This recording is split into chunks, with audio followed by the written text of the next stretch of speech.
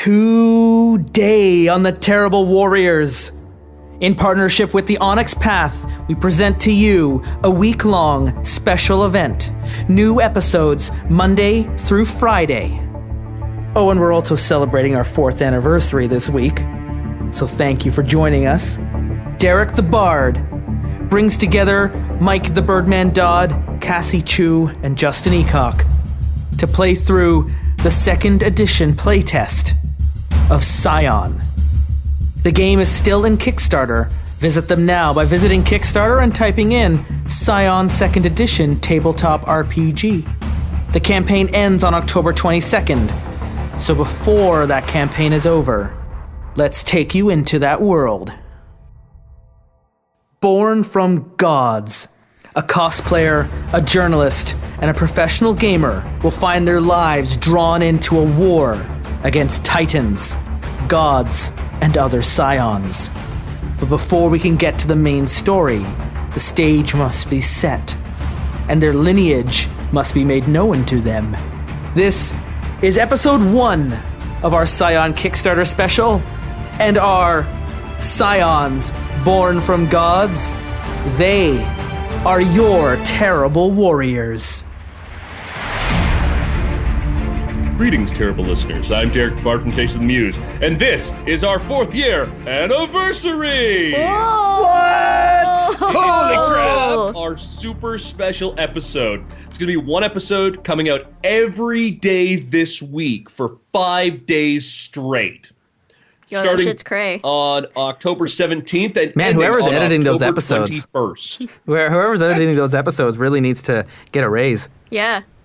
I mean, Sounds like a lot of work. I mean, you know, it's Well, actually. we have a Patreon. Yeah, So- by the way, happy birthday, Mike the Birdman Dodd, and happy birthday, Cassie Chui. This is also your birthday special. Well, yeah, tomorrow, literally the 17th is my birthday. That's amazing. So there's Holy that. shit. And the Happy 20 birthday, Cassie! Hey, thank you.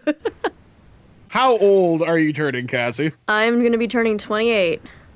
Get the fuck out. Yeah. Wow, you're like, I totally thought you were younger. Yeah, I get that a lot. I have good genetics.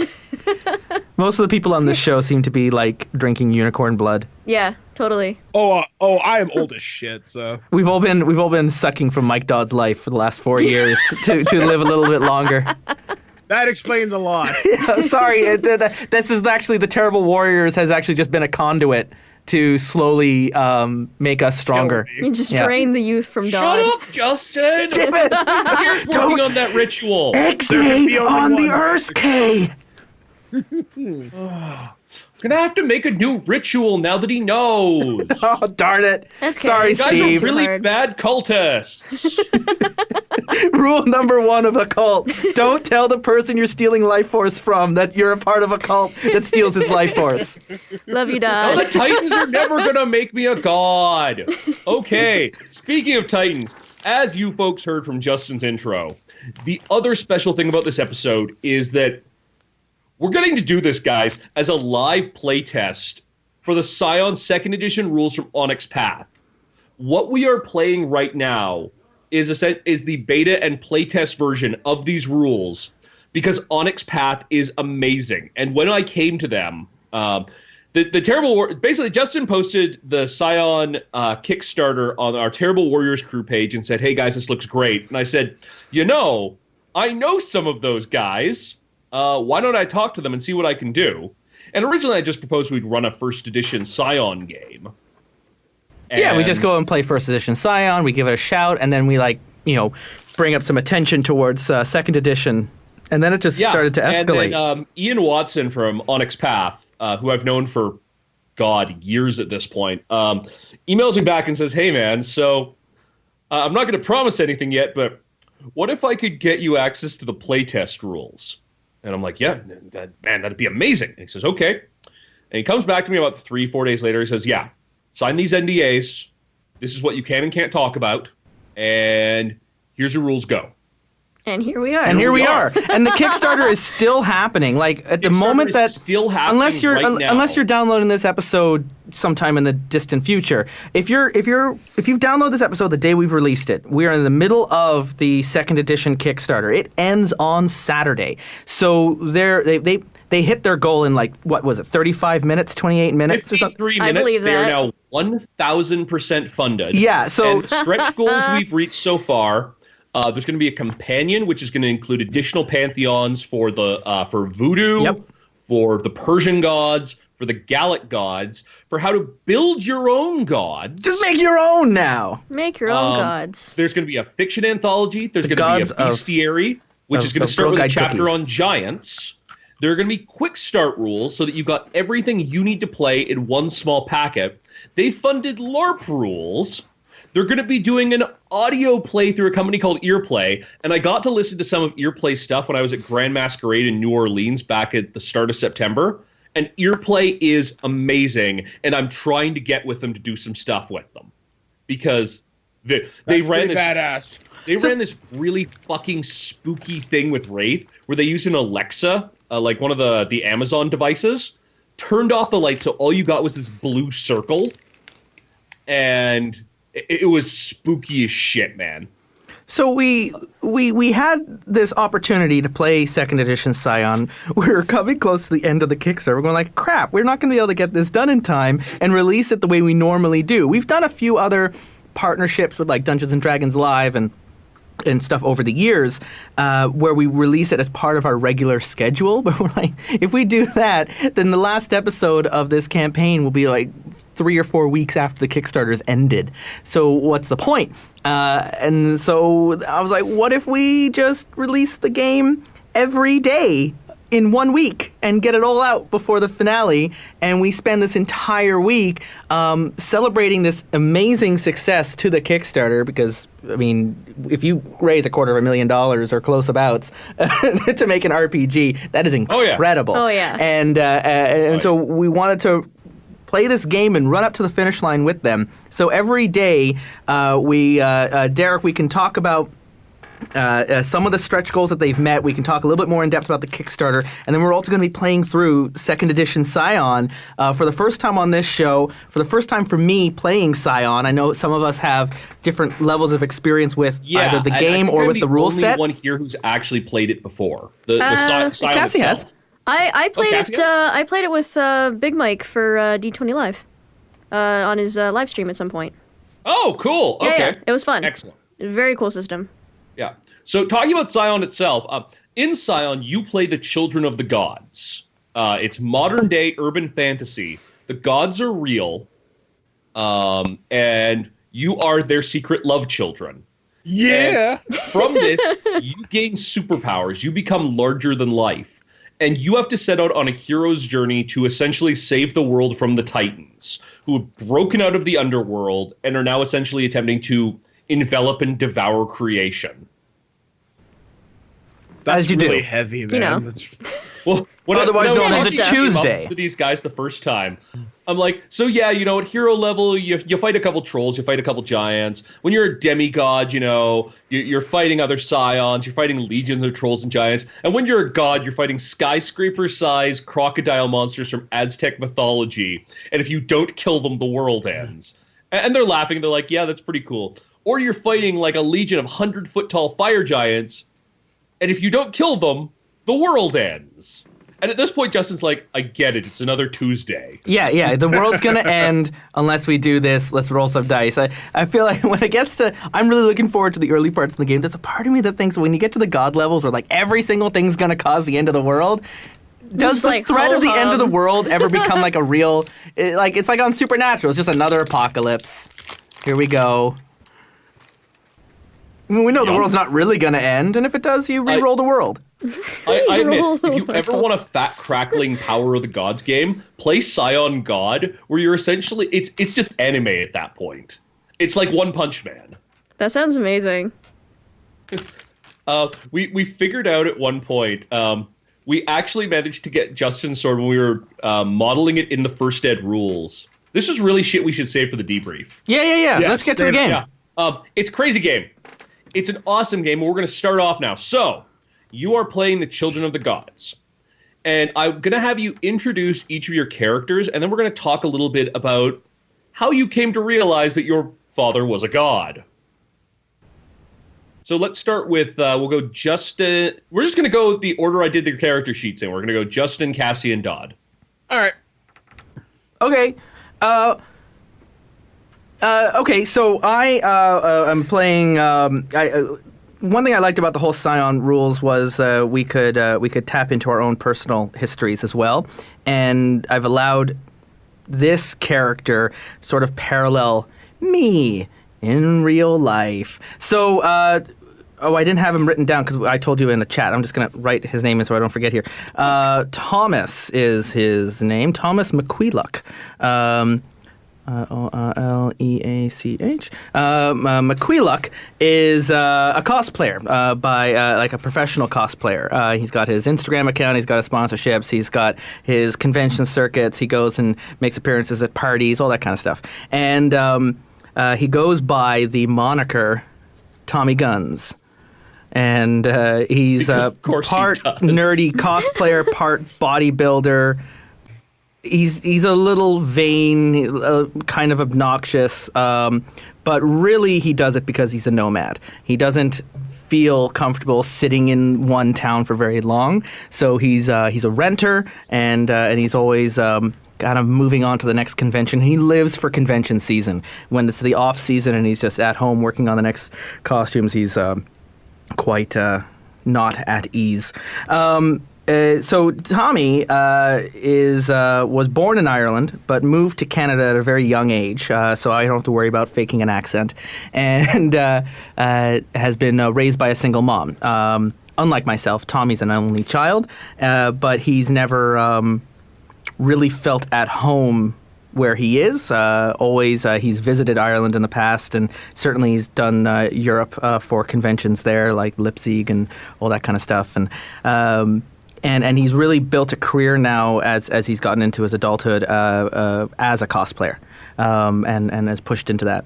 How much further should I go with this, Derek? What do you want to know? I think that'll do. We'll move on to Cassie then. Hello. Hi, Cassie. Hey. Hi, Cassie. Cool. So I will be playing Hikaru Aonuma. She's an esports champion. She goes by the tag Shine. She's a pro fighting game player. Shiny. For the esports team Vision Esports. Okay. V Sports. Yeah, V Sports.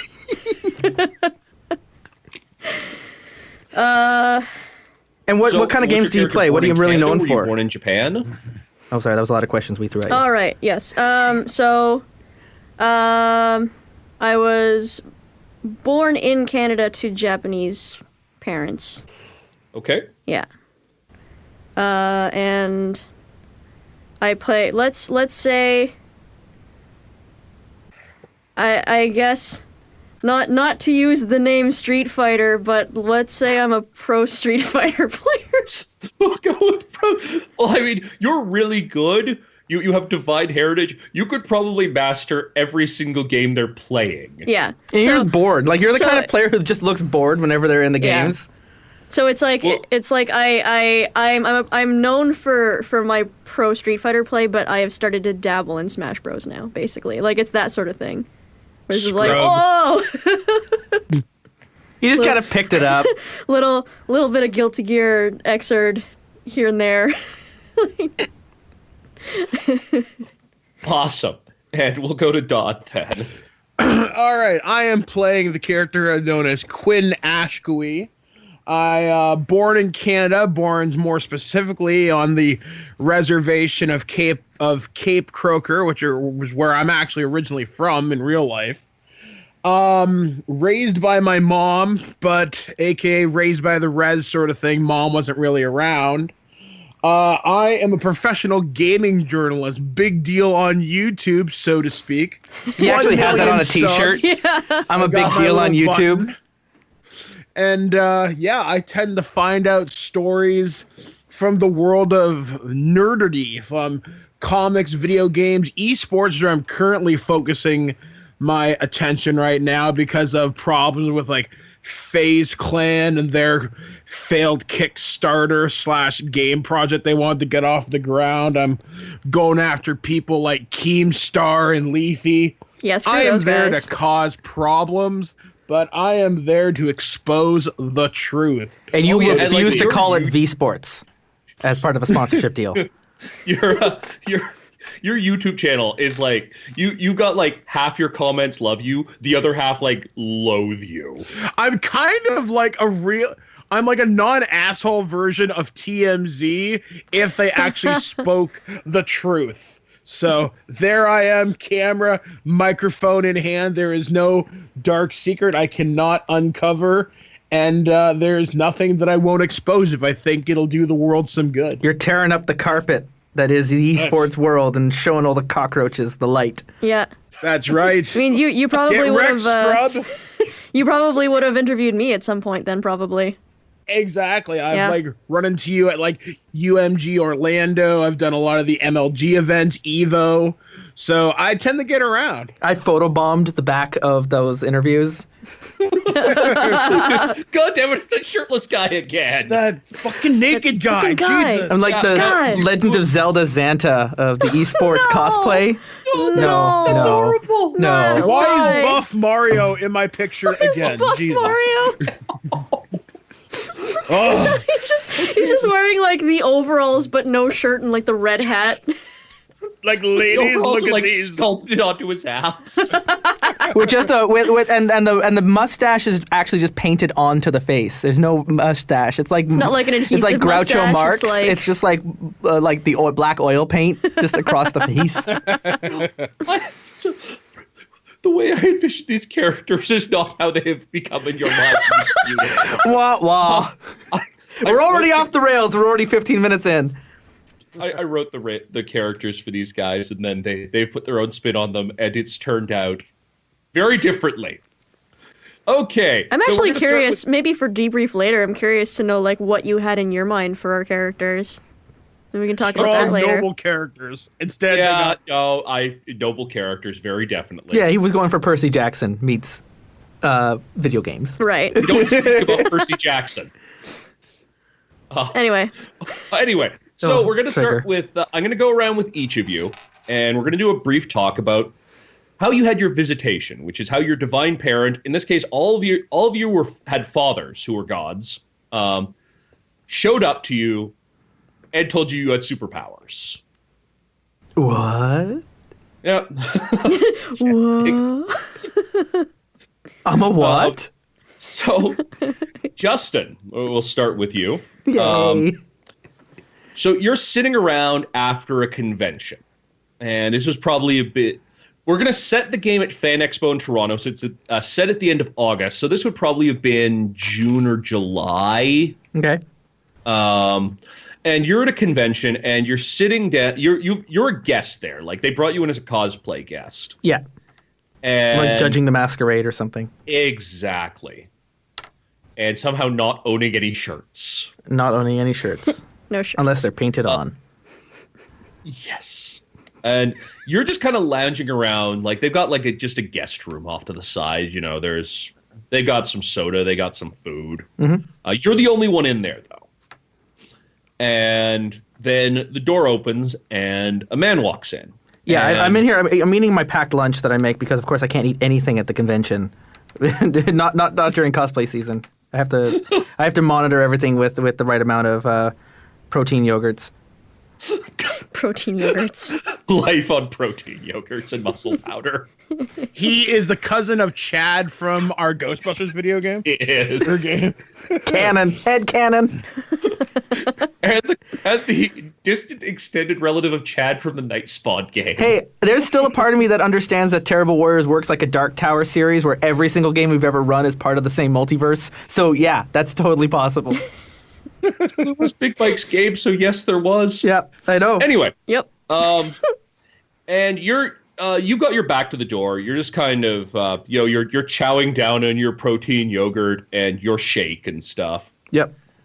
While checking my And- Instagram likes. Yeah, and you're on your phone and you're checking your Instagram likes, and there's something you see, like, the light is obscured by a shape behind you, and then a man just sort of easily drops himself into the chair beside you, and You're still just you're like, oh yeah, it's one of the other guests.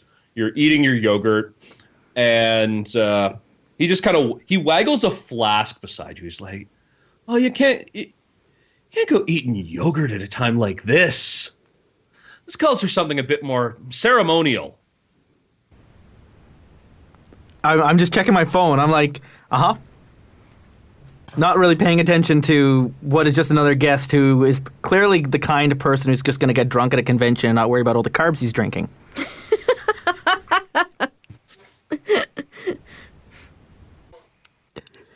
Okay. Well, if you're just going to be like that, I'm just going to keep talking at you.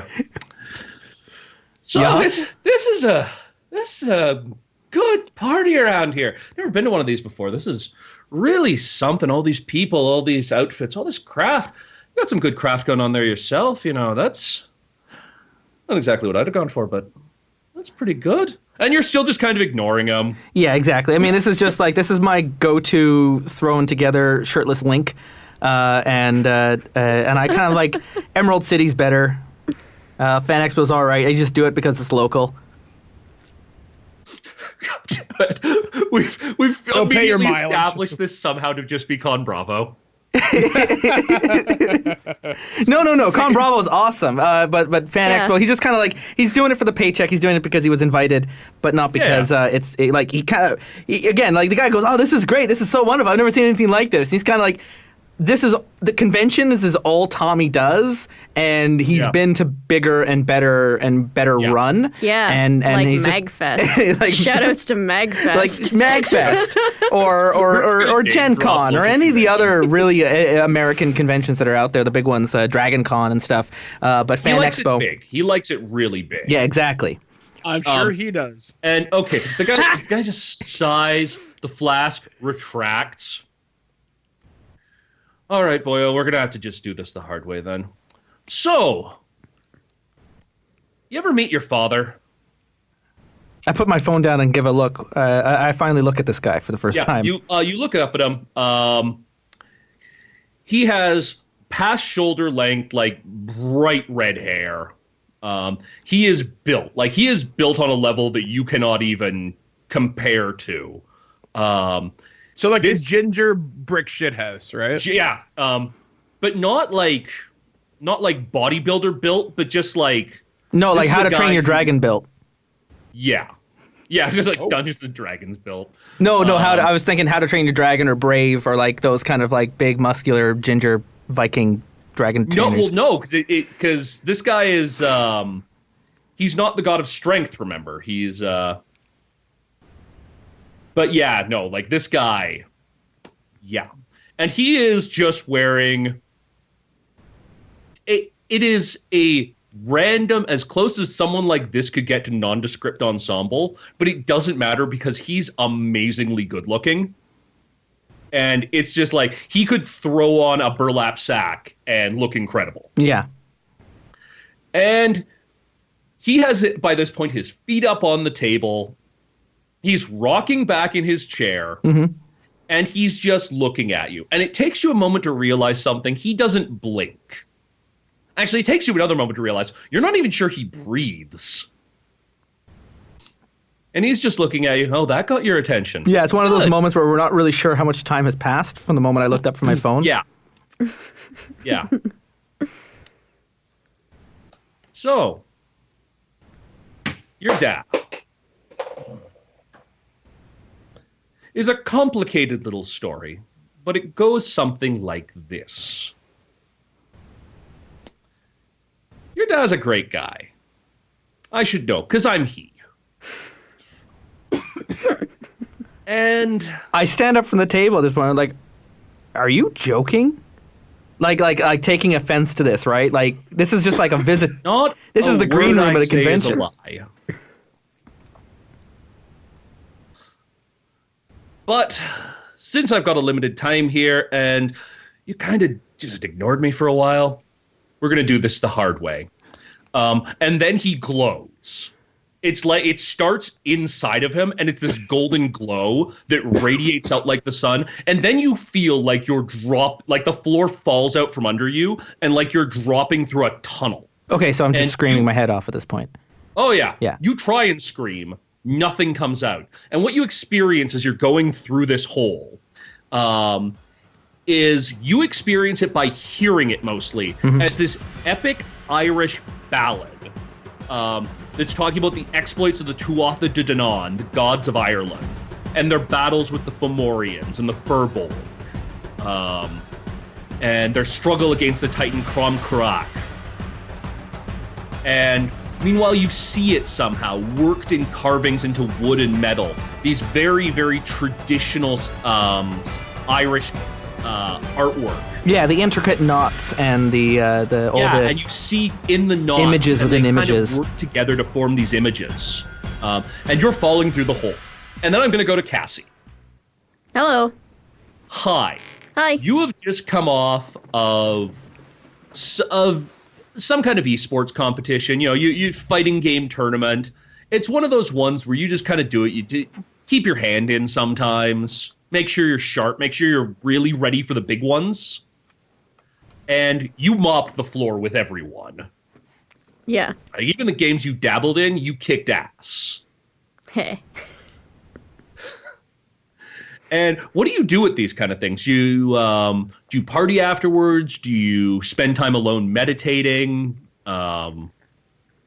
Want to set this based on your character. So usually it's like I go to one of these big events and they've got like a exclusive sort of competitors, like top 32 sort of VIP party afterwards. So I go to that sort of thing, but like at the actual event when I'm not actually like on the stage, like main stage competing, I'm like out and about, chatting with fans and like taking selfies and signing autographs or whatever. Doing interviews, that sort of thing. Cool. And you've started noticing throughout the day that every time you're around, like every time there's a crowd around you, you notice one specific guy. He is tall, he's Japanese, he's very regal looking. His hair is up in that really traditional top knot, not like the modern man bun that a lot of white guys are doing, but like the proper samurai top knot. Yeah. And you just keep seeing him in the crowd. And then eventually you're at this like top 32 party at the end of the day. And most people are at this point like 5 or 6 drinks in. And some of them are starting to fall over. Some of them are still going. A lot of them are getting braggy. The music's pounding. And you're sitting in the back. You know, you've got your drink. You're kind of sipping it. You're just taking your time. Yeah. Maybe you've done a bit of dancing. You just... Yeah, maybe you've done a bit of dancing. And you're just kind of taking a few moments to catch your breath. Yeah, I'm usually like pretty laid back. Like my character isn't like a really crazy drinker. I'll usually have a thing and nurse it and make it look like I'm constantly drinking, but really I'm just sort of like, I've got this one drink that I've been kind of sipping slowly and observing everything else, getting into little conversations here and there. I'm usually pretty laid back at these. Cool. Yeah. And you notice it's in between one strobe of the light and the next strobe of the light is that Japanese man that you've been seeing all day is suddenly standing beside your table. And you were looking out at the dance floor. You did not see him approach. It's just like they've got some strobe lights on, and between one strobe and the next, he's there. Damn. And he has a little tray with him. And it's got a sake bottle and 2 cups. And he sets it down on the table. And in my mind, I imagine this guy being voiced by George Takei. Just because of that voice, man. That's fantastic. Oh my. I love his voice. His voice is great. Oh my, this is the voice of Hachiman now. The USS And he sets it down. He sets the sake down on the table in front of you. May I take a seat? Please. Thank you. And he does. Would you like some sake? And you didn't even know this bar had sake. Yeah. And he... Sure. I accept sort of warily, but yes, but I accept. You a cup. He pours himself a cup. When you taste it, it's warm. Interesting. So, however he got this, like it is hot out of the steam bath warm. Yeah. You performed very well today. Actually, I've been watching your career with great interest. Oh, thank you. Not just your martial art, not just your esports career. And he uses quotation marks, like he's slightly uncomfortable with the word. God damn it, I'm 1,000 years old. This modern parlance isn't working for me. But also your martial arts skills, your progress. You've gone quite far. There is another level that you can take this to. There is a greater competition. I'm not quite sure I follow, but go on.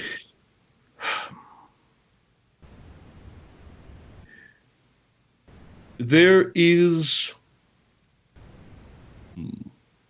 how to put this from modern times? There is a world that you do not see. There's a world that, by your birth, you have been part of, but have not had a chance to interact with. There is a battle going on there, and your skills are needed. And I am sorry that I do not have more time to provide you with a greater explanation. And then you notice that as he's been talking, the lights in the room have been dimming, but the light that's been hitting him has been getting brighter, and he starts glowing almost gold from the inside. His eyes flash, and you find yourself falling through a pit in the floor. Like just the floor, the table open up under you.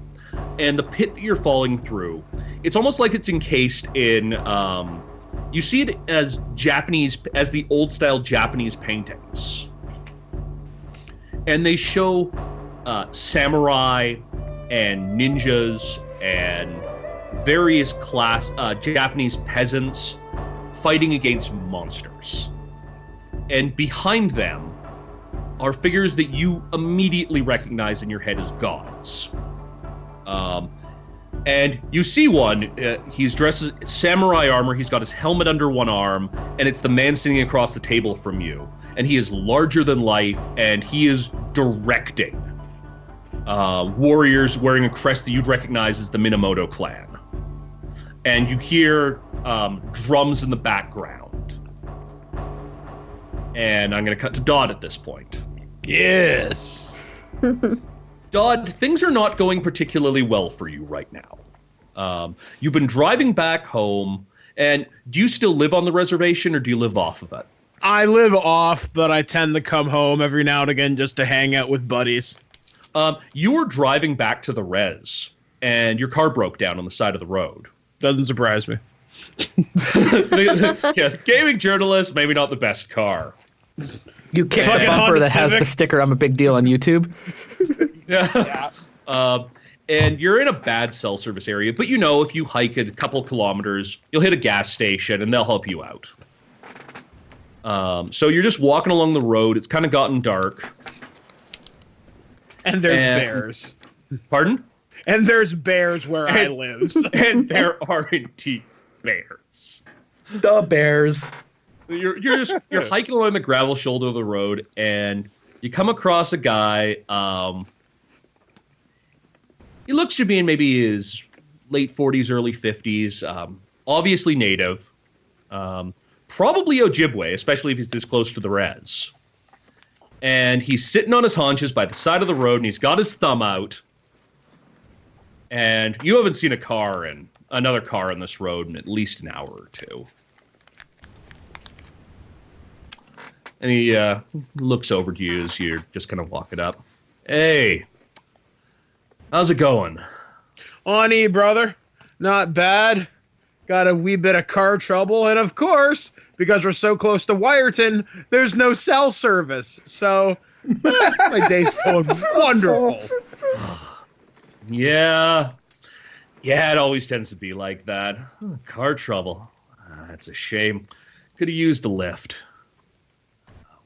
Well, if you want to, you could push the thing if you're so inclined. But, yeah, short of me getting either a set of jumper cables or a bus full of like, I don't know, bikini-clad nuns comes by, we're pretty much up shit creek right now, dude. Bikini-clad nuns? Way to escalate, Dodd. I am the king of debauchery. He stands up.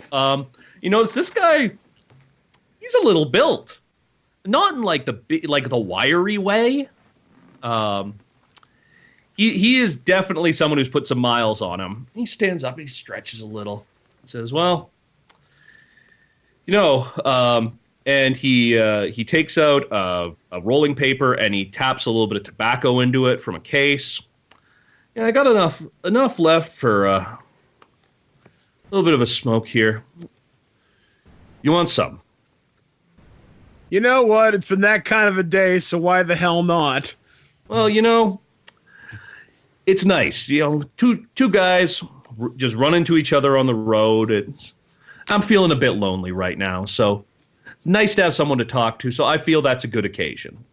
And he lights it. He takes a good pull on it, passes it to you, and it's like it's pure tobacco. Nice. And says, that tobacco is sacred. It's use it for good things. You used to use it for offerings. And he takes it and says, these are okay, the rolling papers and all that nowadays. I used to have me a good pipe, a proper stone one. Real nice, but, well, had to, you go, you move on, have to give what you got to others. So what do you do? I'm a big deal on YouTube, kind of. That's a computer thing, right? Yeah. I go on there. I typically expose jerks, try to get laid, and occasionally do some good in the world. Mostly the first thing, though. The other one doesn't happen so much. But hey, I do try. You get out of the world what you put into it. Sometimes you got to be a jerk to make it a better place. Yeah, that's kind of the way I see it. I mean, sure, there's the odd, I'm going to sue you, but I'm like, what are you going to do? And I usually get away with it. I mean, sure, I've had the shit kicked out of me a few times, but you know what? It got this guy to go to jail, got this guy off the street. I'm okay with it 9 times out of 10. He passes the cigarette back to you. That's the way you do it, though. You gotta prick the ego a little bit on some folks. Helps them learn a few lessons. Oh, knocking them down a peg is so much more fun. Don't I know it? Well, it's exactly the attitude I was hoping you'd have. And he turns to you. And you notice that the starlight, the moonlight, they've all kind of drifted off. And the light's coming from him now, and it's this golden glow kind of radiating out from the middle of him. And he says, "Oh, kid, you're going to go down such a rabbit hole now." And you feel the world drop out from under you. And the first thing you hear is powwow singers. And then as you're going down this hole, you see embroidered blankets, embroidered belts.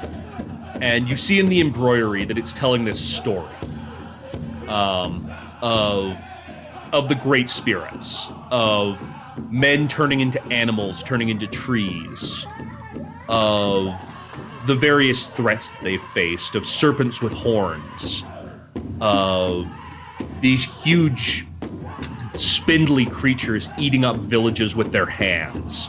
And at the same time, you see it performed by powwow dancers, by people in this very traditional garb, doing these great spinning dances around. And all three of you hear the following words at the same time, which, yes, I stole shamelessly from the wicked and the divine.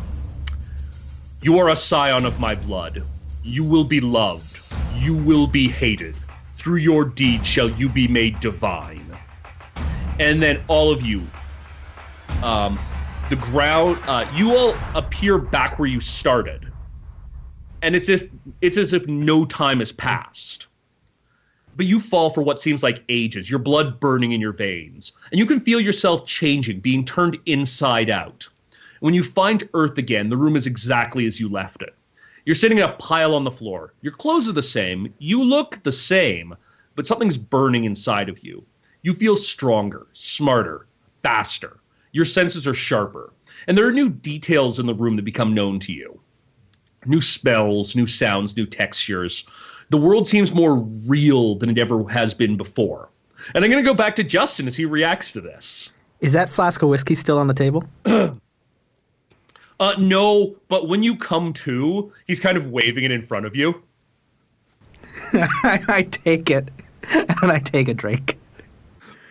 It is the best whiskey you've ever had in your life.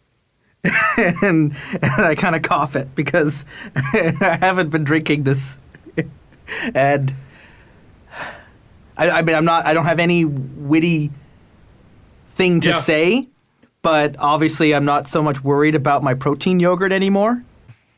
Yeah, and he offers you a hand up, and I take it.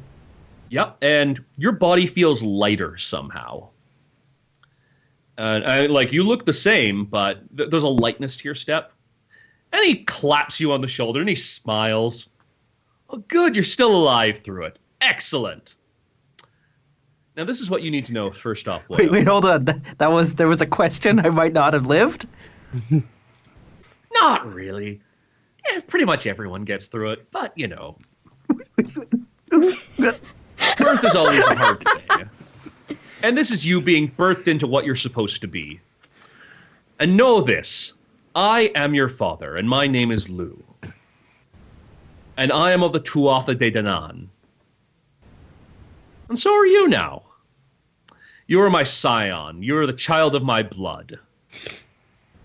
And you are destined for great things, boy. Great things indeed. And I am terrified. And hey, as this is your birthday, I have a birthday gift for you.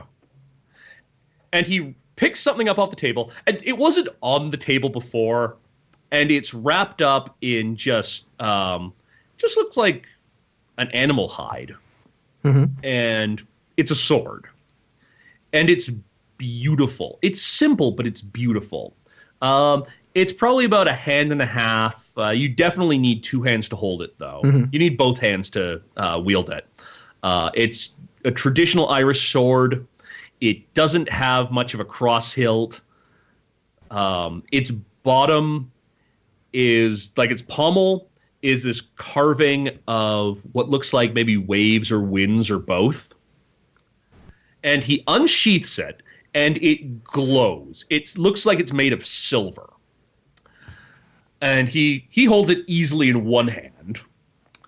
And this is your birthday present. This is Fragora. They call it the Answerer. This is a sword that will cut through anything, including people's bullshit. If you hold it to a man's neck, he will not be able to lie to you. And not just because he's shitting himself, but he will not be able to tell a lie. He will answer questions given to him. And he sheathes the sword, and he kind of puts it into like one really numb hand. Yeah, right. Like the feeling hasn't. If you were to touch my fingertips right now, they're cold because this is a lot.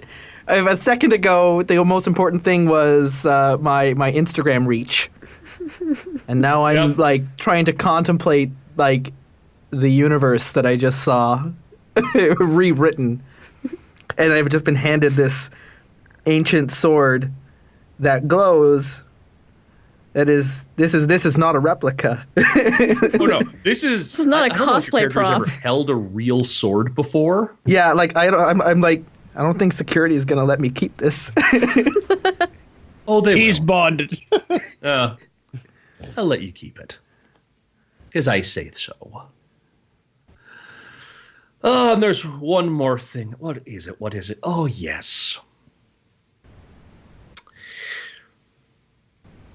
And with this sword comes a responsibility. Mm-hmm. Comes a geas. And you shall follow that geas. And so long as you honor it, shall you be great, and should you break it, shall be your downfall. Oh, let's see here. What's the appropriate one to give you? I know.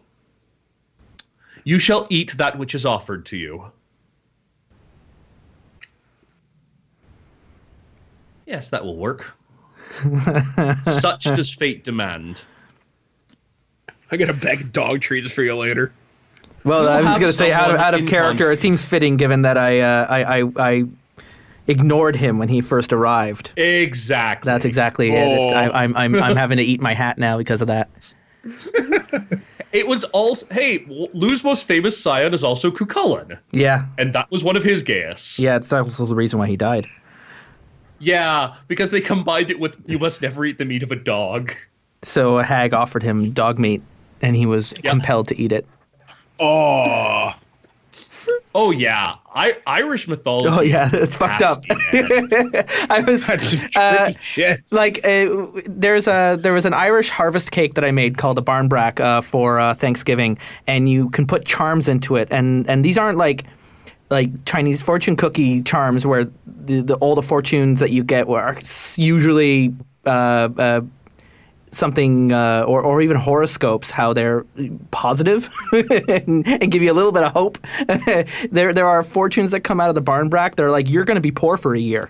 You're going to be alone if you get the cloth. If you get the bean, you're going to be poor. If you only, and so the Irish mythology is full of heroes who just get completely screwed through no fault of their own. It's true. Yeah. It's they make a lot of mistakes. And sometimes they don't even make a mistake, but it's just, that's what fate demands. So I have this sword. I now must always eat what's offered to me. Yep. Interesting that he didn't say that as long as it's edible. That wasn't something he I don't know. And then you eat the sword. Like an The end.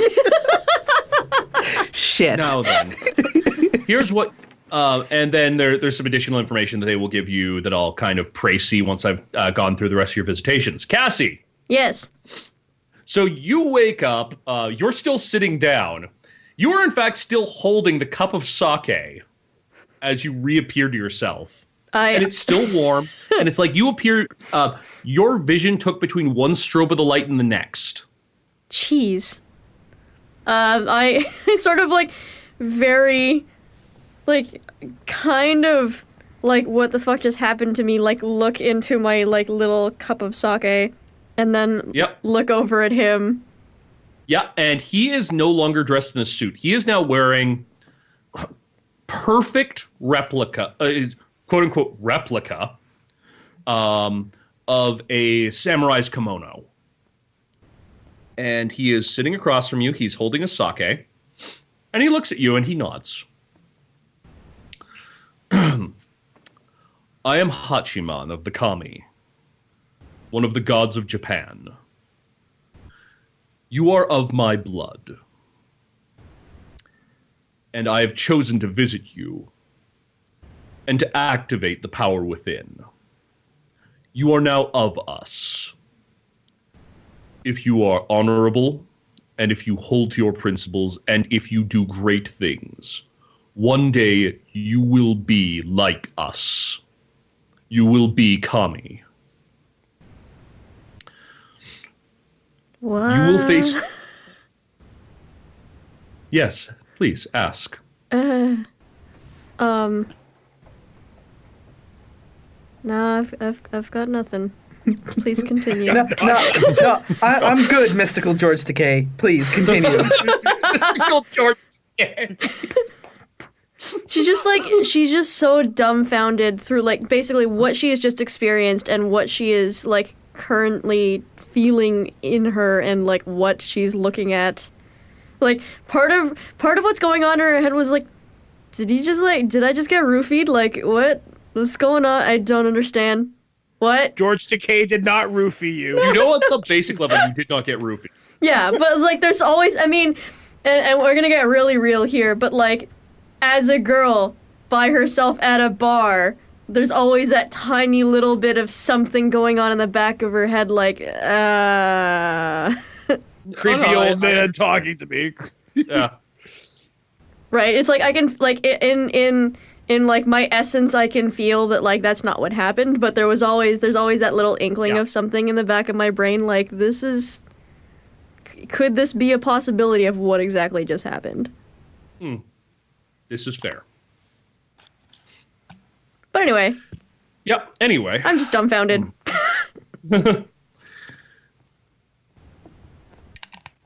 And as you're talking, a woman, a Japanese woman, wearing very modern clothes, not like slinky dress or anything, more just like gamer clothes. You know, just like kind of gamer at a party sort of thing. Yeah. As I said, also Japanese, walks over, sits down very easily, and looks at the man. You are a bit of an idiot, boss. I mean, look, you bring her a drink. You do the crazy thing to her. And then you expect her to take it well. And he looks at the woman. He has like one of those if looks could kill thing. And he's like, yes, respectfully, sir, et cetera, et cetera. And she actually says, et cetera, to him. And she looks at you and she winks. And he has this like long suffering sigh. You are ruining my moment. Yes. This was a moment. Yeah, he's like, this was a moment. I was having a moment. This is my thing. We do this thing. God damn it. I like her. She's sassy. And he says, did you bring the gift? He's like, yeah. She has a package by her side. She hands it to him, and he takes the rice paper off of it and hands it to you. And it's a hoodie.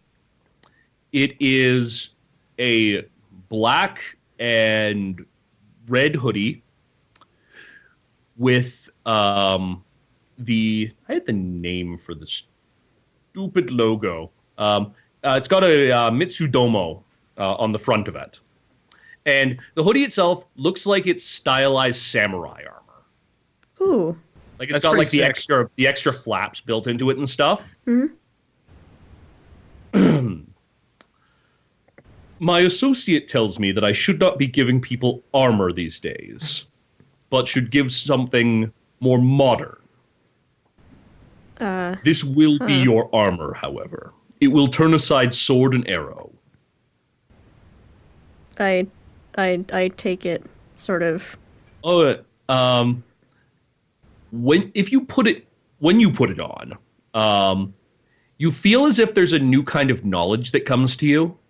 As if you're able to see things in a greater perspective. Mechanically, what she and Justin have been given are called relics. And their relics allow them to access some of their divine power, called purviews. In this case, Cassie's gives her the star purview, and Justin's gives him the sun, which is kind of an interesting play off each other there. Yeah, they sound like Pokemon titles.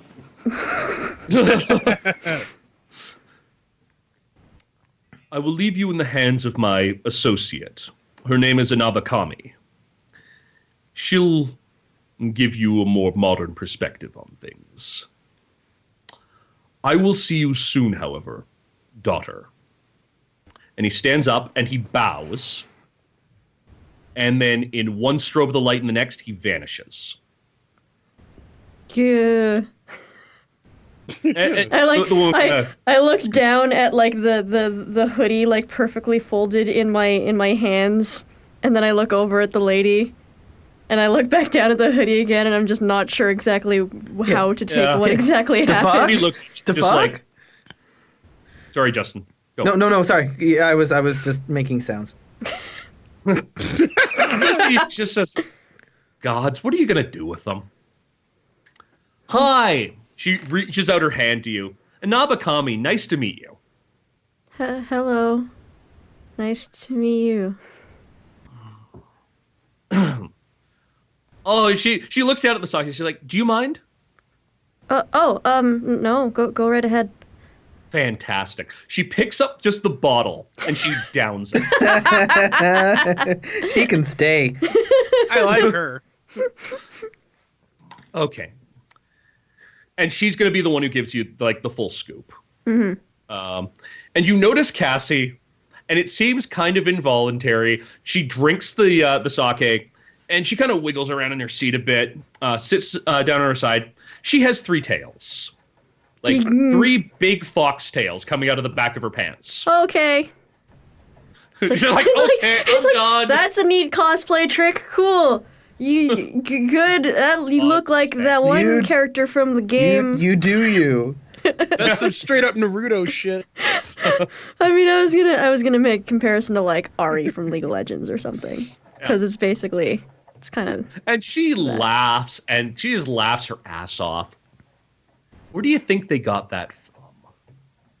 Not me specifically. I mean, I'm young by our standards, but you know what? It's good to be young. Some of the elder kitsune are just, they can be real bitches. I kind of like nod silently. Joke.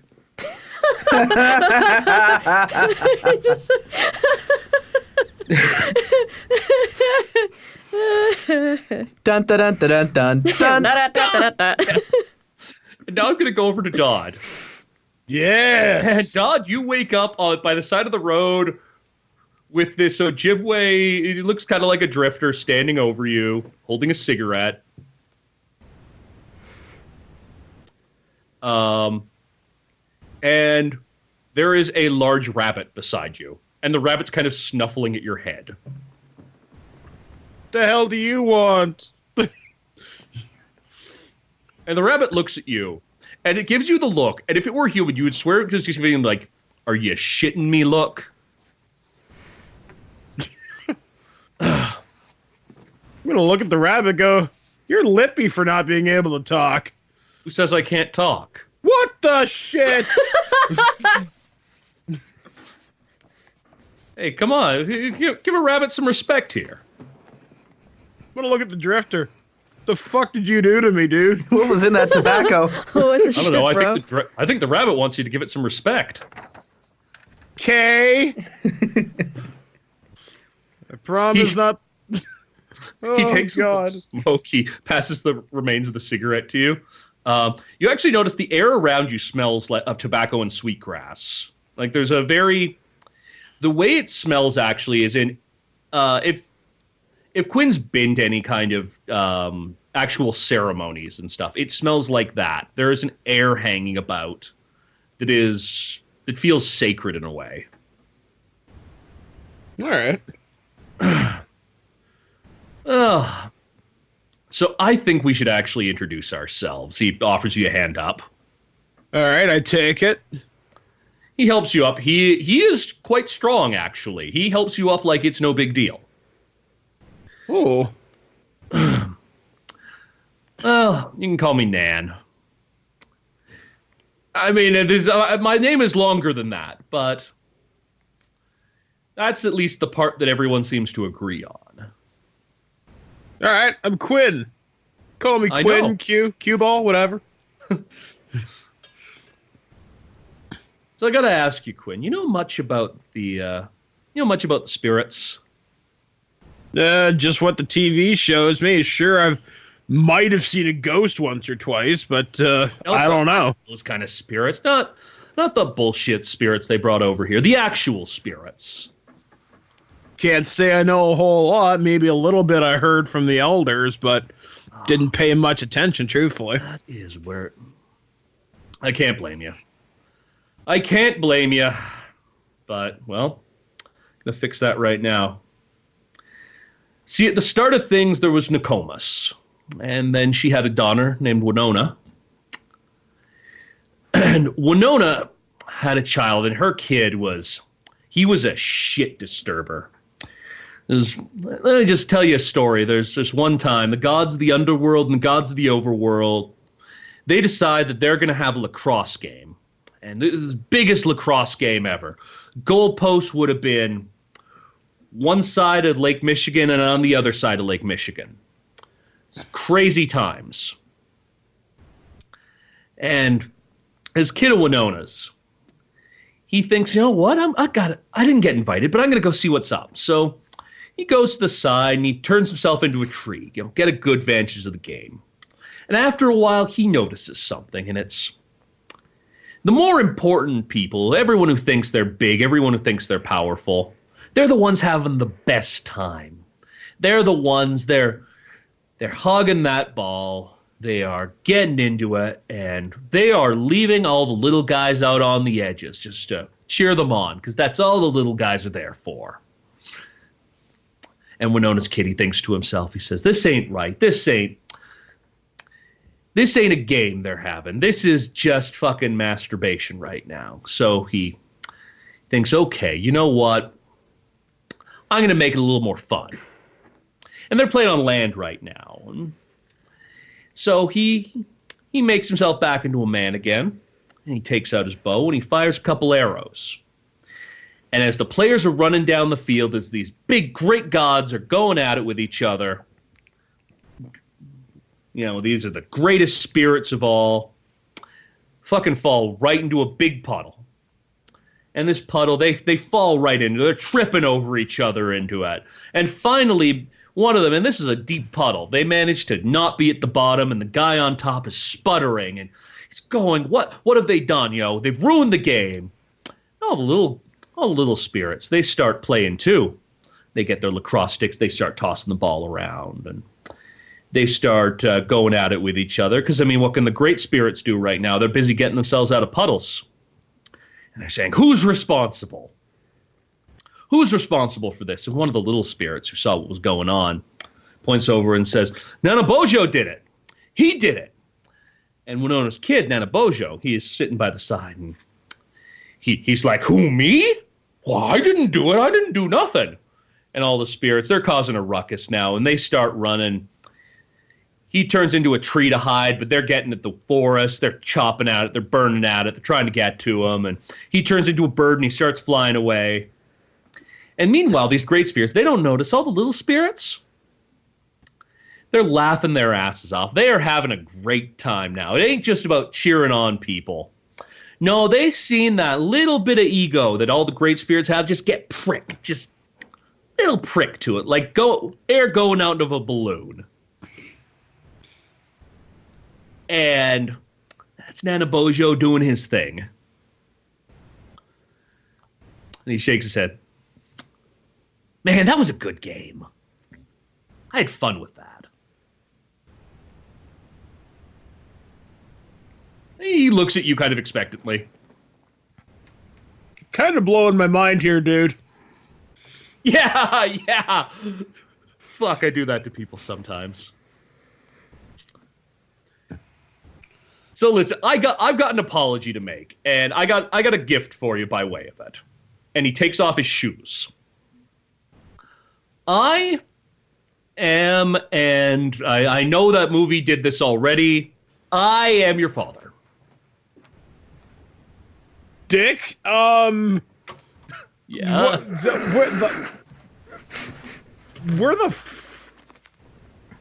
fuck have I been? One of many questions I have. Well, see, that's a tale. And at this point, I'm going to kind of spin it for the rest of you for the setting. Long ago, when the gods were made, the gods were birthed from the Titans. And the Titans are their whole worlds into themselves. They are light. They are fire. They are wind. And the problem is that the world can't really form out of these things. The Titans are chaos. And so the gods managed to bind them away. And then the gods set to looking to all the other problems of the world. And sometimes the problems were the gods themselves, and they had their fights, they had their wars. And little by little, the gods started having to withdraw. And they had scions. They had children to interact with the world for them. But now the Titans have escaped from the underworld, and the world is in danger. And the gods have to look to those scions to be heroes. to stand against the titans in the world, to stand against the supernatural threats that are allied with the titans on some level. And that is what your characters are. And it's explained to you that you are scions, you are heroes. The ichor of the gods has been activated in your veins. You have supernatural abilities now, some of which are passed on to you by these mystical objects, by Justin's sword, Cassie's armored hoodie, Dodd's water serpent moccasins. And you are also told that fate, a powerful force in the universe,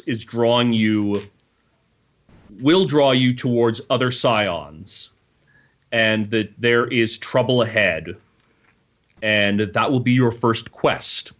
And your first quest, you are told, is going to take you to a place you were all going anyway. It's going to take you to Fan Expo in Toronto, Canada, which is, you're all in Canada anyway, but Toronto, Ontario. And I think that's where we're going to leave this episode off for today. And then you're going to start adventuring. So for Terrible Warriors, I've been Derek the Bard. I've been your story guide for this first game of Scion 2nd Edition. And I'm joined with... Justin Ecock here from the Terrible Warriors. Cassie D20 loved you. Mike Dodd from thisweekingeek.net, and I got some crusty-ass Nikes. Damn it. Yeah, and, go check out and support, please support the Scion 2nd Edition Kickstarter. You can find it online. Go to Kickstarter, search for Scion 2nd Edition from Onyx Path. Follow them on Twitter at the Onyx Path. And come back tomorrow. That's awesome. Yeah, come back tomorrow. Daily episodes all week as we've got our character origins out of the way. And Derek, it's time to start the story. Why, yes, we will be back tomorrow. Thank you, Justin.